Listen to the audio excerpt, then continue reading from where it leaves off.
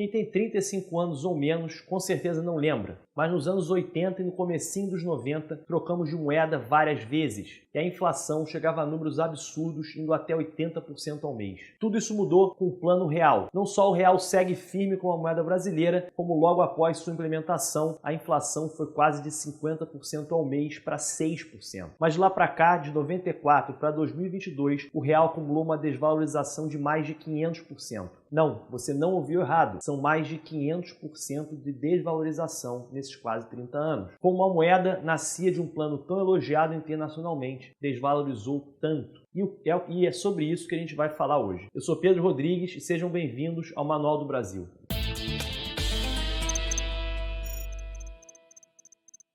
Antes da gente falar especificamente sobre a desvalorização do real, é bom a gente deixar claro o que afinal significa uma moeda se desvalorizar e qual o impacto disso na economia. Quando falamos de uma moeda se desvalorizar ou se valorizar, isso é sempre relativo, e outra moeda, geralmente o dólar americano. Desde que os Estados Unidos se tornaram uma potência global após o fim da Segunda Guerra, e especialmente após o fim da Guerra Fria, o dólar é utilizado na maioria das transações internacionais, motivo pelo qual ele é o parâmetro mais comum para mensurar valorização ou desvalorização das moedas em todo o mundo. Mesmo em operações de câmbio entre essas duas moedas diferentes do dólar, é mais comum usar o dólar para avaliar o valor entre essas moedas. E o que faz então uma moeda se valorizar ou desvalorizar perante o dólar? Bem, aqui, como em qualquer relação, em qualquer produto ou serviço, um dos fatores que determina o valor é a lei da oferta e da demanda. Quando um país conta com muitos dólares a serem ofertados internamente, geralmente isso barateia o dólar. Agora, se há baixa oferta de dólar e alta procura, o contrário vai ocorrer. O dólar encarece e, por consequência, a moeda nacional se desvaloriza. E o que faz com que um país conte com mais ou menos dólares? Bem, entre os principais fatores estão a balança comercial e a taxa de juros. Se a balança comercial está superavitária, então no comércio exterior o Brasil conseguiu acumular mais dólares que gastá-los. Se estiver deficitária, então o Brasil gastou mais dólares do que acumulou. Então haverá menos dólares disponíveis e menor oferta. Mas isso não é uma lei rígida. Há muitos exemplos que contradizem essa relação. Os Estados Unidos têm apresentado déficit com frequência desde a década de 70, mas isso mal os afeta por receberem muito investimento estrangeiro. E aqui mesmo no Brasil, ano passado, em vários momentos, a balança comercial estava bem superavitária, mas outros fatores, como a falta de confiança no país, problemas fiscais e barulho político, fizeram o real se desvalorizar muito em 2021. Já a taxa de juros atua na valorização da moeda quando ela está alta, o que chama a atenção do investidor estrangeiro, já que com juros altos o retorno será maior. E obviamente o contrário, juros baixos faz do investimento no país menos atraente, já que haverá menor ganho. Apesar de que os juros baixos tendem a incentivar o empreendedorismo local dentro daquele país, já que os empréstimos estão mais em conta, mais baratos nessa situação. E por que seria ruim desvalorizar a moeda? Bem, não é necessariamente ruim. A moeda desvalorizada faz com que o que é produzido aqui fique mais barato e então se torne mais atraente para compradores estrangeiros, o que potencialmente aumenta o volume das exportações. Mas tudo é uma questão de equilíbrio. Uma moeda que se desvaloriza muito também causa um aumento significativo dos preços e, por consequência, também diminui o poder de compra da população. Com a moeda nacional em baixa e as exportações em alta, vai haver menos produtos disponíveis para o consumo interno. Ao mesmo tempo, uma moeda desvalorizada dificulta a importação, já que os produtos estrangeiros ficam mais caros,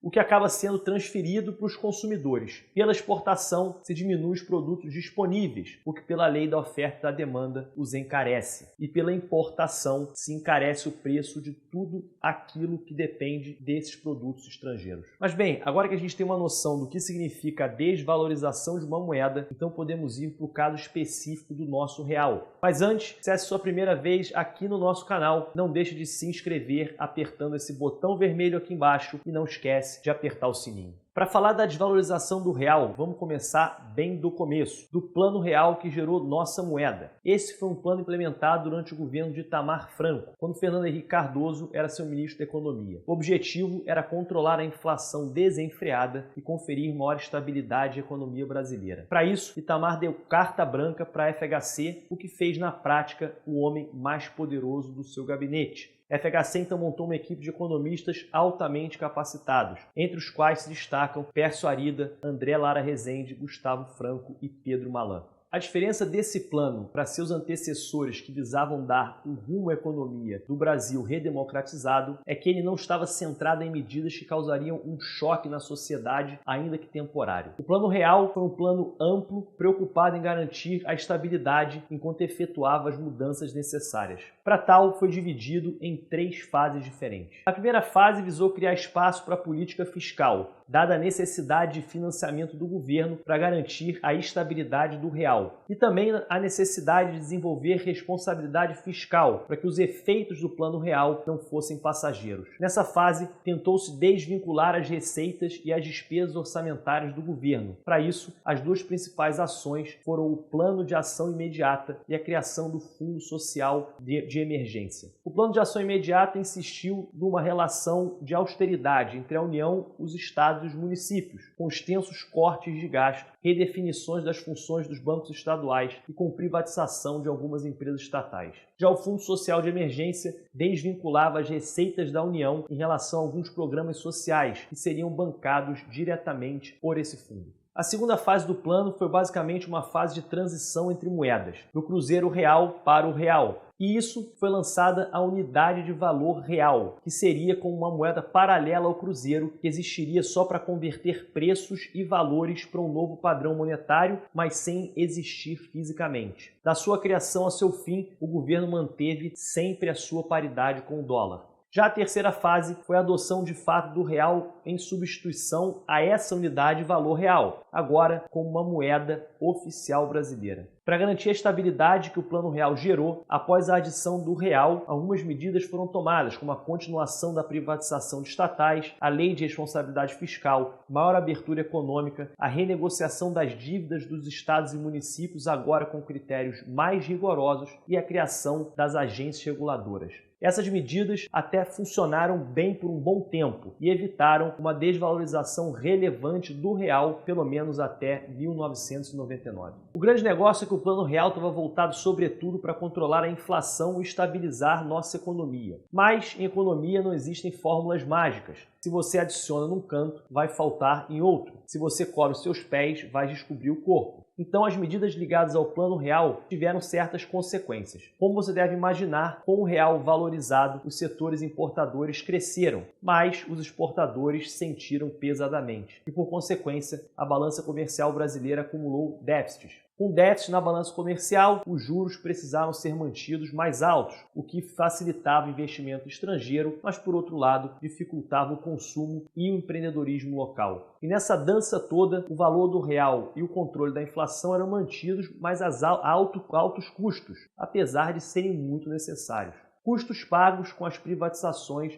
e cortes de orçamento que possibilitavam a compra de moeda pelo Banco Central para manter o valor do real. Mas tudo isso muda com a crise asiática de 97 e com a crise russa de 98. Em crise, o mundo passou a demandar menos commodities, principal produto de exportação brasileiro, o que, junto com o acúmulo de déficits e o baixo consumo devido aos juros altos, tornou insustentável a interferência estatal no câmbio. O que se ganhou com as privatizações e se poupou com a rigidez orçamentária não era suficiente para manter o regime de banda cambial. Então, em janeiro de 99, o governo decide mudar o regime cambial para o câmbio flutuante. Já no fim de janeiro de 99, o dólar valia quase R$2. Em março, o dólar já valia bem mais do que R$2. Após esse baque de 99, em 2002, após a eleição do Lula, o mercado reagiu com desconfiança em relação ao ex-sindicalista, com o histórico de críticas ao FMI poderia fazer na então cadeira do presidente. Porém, graças ao superciclo das commodities do início do século, entre 2003 e 2008, não houve uma desvalorização significativa do real. Em 2008, com a crise do estouro da bolha imobiliária americana, o real sofreu mais uma grande queda. Toda vez que há uma crise, o que acontece é que os investidores retiram dinheiro das economias emergentes, como o Brasil, e investem em economias mais estáveis, ainda que tragam um retorno menor, porém trazem menor risco. Consequentemente, essa saída de dólares daqui acabam desvalorizando nossa moeda, o que é ainda mais impactante, sendo que dependemos muito de investimento estrangeiro para manutenção e melhora da nossa infraestrutura, que já não é lá essas coisas.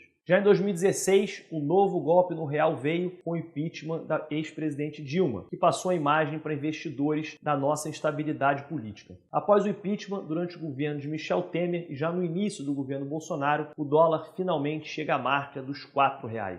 E finalmente chegamos aos efeitos da pandemia. Em 2020, o real chega a perder por volta de 30% do seu valor. Mas não foi só a crise internacional gerada pela pandemia que afetou o valor do real e a confiança dos investidores. Com muitos países, o Brasil teve que abrir a torneira dos gastos públicos durante a pandemia para, entre outras medidas, disponibilizar auxílio emergencial para a população. Pois bem, os investidores não ficaram muito certos quanto o Brasil conseguiria retomar essa austeridade para compensar todos esses gastos, especialmente porque dentro do governo não havia um consenso. Parte defendia o respeito ao teto de gastos e parte defendia que era necessário avançar ainda mais nos gastos públicos. Além disso, a agenda de reformas do presidente Bolsonaro, promessas de campanha e aguardadas como um sinal de responsabilidade, não avançaram. As reformas administrativas e tributárias estavam longe de se tornar uma realidade. Em 2021, o dólar terminou o ano em R$ 5,58 e foi a moeda dos países do G20 que mais se desvalorizou. A continuidade da desvalorização se deu em parte, sim, pela continuidade da crise gerada pela pandemia, mas também pela fraca recuperação brasileira. Se esperava uma recuperação mais marcante, mas fomos, infelizmente, medíocres. A OCDE previu em dezembro de 2021 que nesse ano o mundo irá crescer em média 4,5%, enquanto o Brasil deverá crescer apenas 1,4%. O menor crescimento entre os países do G20.